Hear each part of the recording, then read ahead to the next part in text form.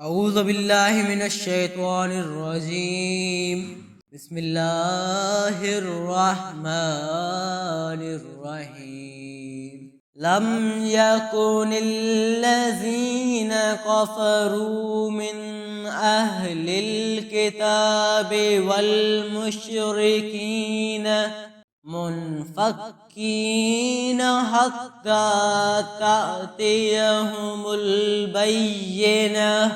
رسول من الله يتلو صحفا مطهرة فيها كتب قيمة وما تفرق الذين أوتوا الكتاب إلا من بعد ما جاءتهم البينة وما أمروا إلا ليعبدوا الله مخلصين له الدين حنفاء ويقيموا الصلاة ويؤتوا الزكاة وذلك دين القيمة.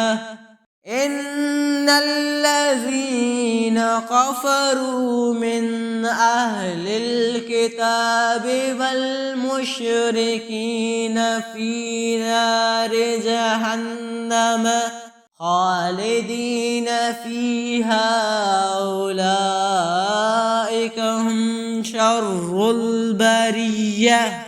إن الذين آمنوا وعملوا الصالحات أولئك هم خير البرية جزاؤهم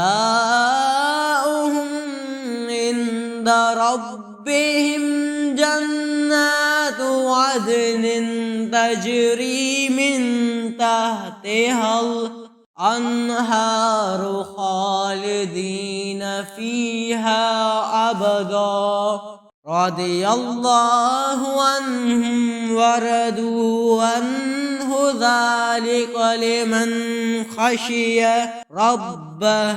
صدق الله العظيم.